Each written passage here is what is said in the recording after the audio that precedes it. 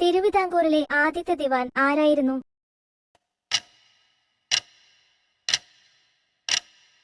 ഉത്തരം രാജ കേശവദാസൻ. തിരുവിതാംകൂറിലെ ആദ്യത്തെ ബ്രിട്ടീഷ് റെസിഡന്റ് ആരായിരുന്നു?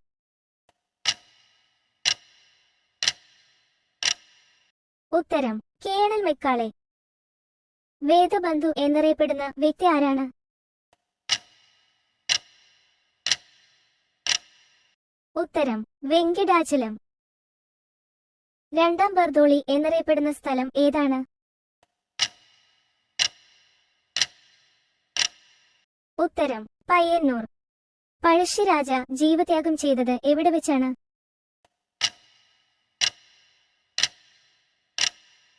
ഉത്തരം മാവിലാന്തോട്. കേരളത്തിലെ മഴനിഴൽ ഏതാണ്? ഉത്തരം ചിന്നാർ. ഏറ്റവും കൂടുതൽ ചുണ്ണാമ്പു കല്ല് നിക്ഷേപമുള്ള ജില്ല?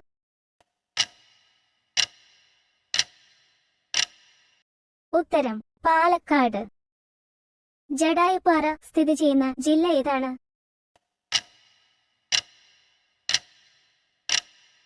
ഉത്തരം കൊല്ലം.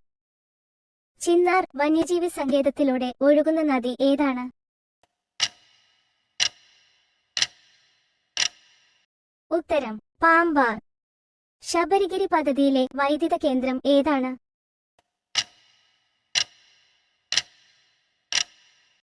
ഉത്തരം മൂഴിയാർ.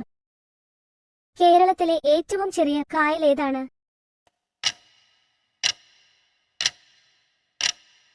ഉത്തരം വേളിക്കായൽ.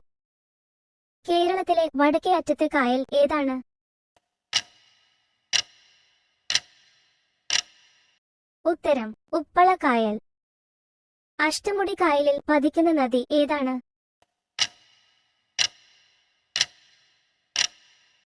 ഉത്തരം കല്ലടയാർ. മോണോസെറ്റ് ലഭിക്കുന്ന കേരളത്തിലെ പ്രദേശം?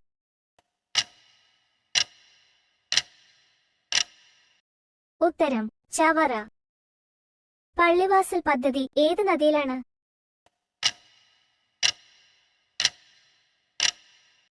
ഉത്തരം മുതിരപ്പുഴയാർ. ഏറ്റവും അപകടകാരി എന്നറിയപ്പെടുന്ന പക്ഷി ഏതാണ്?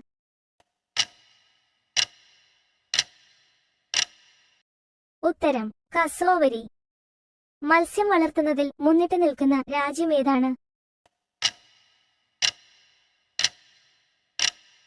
ഉത്തരം ചൈന. ഏറ്റവും കൂടുതൽ ആട്ടിൻ പാൽ ഉൽപ്പാദിപ്പിക്കുന്ന രാജ്യം? ഉത്തരം ഇന്ത്യ. പെരിയാർ വന്യജീവി സങ്കേതത്തിന്റെ ആദ്യത്തെ പേര്? ഉത്തരം നെല്ലിക്കാമ്പട്ടി. ഷോളയാർ അണക്കെട്ട് ഏത് നദിയിലാണ്?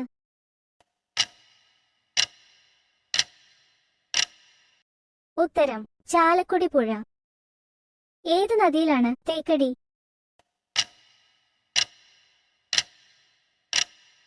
ഉത്തരം മുല്ലപ്പെരിയാർ. കേരളത്തിൽ കടലുമായി ബന്ധമുള്ള കായലുകളുടെ എണ്ണം എത്ര?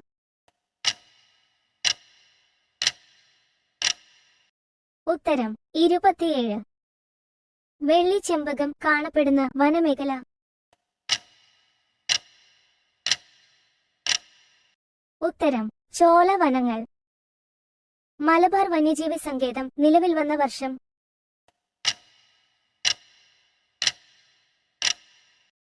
ഉത്തരം 2010. ഇന്ത്യയിലെ ഏറ്റവും ആഴം കൂടിയ തുറമുഖം ഏതാണ്?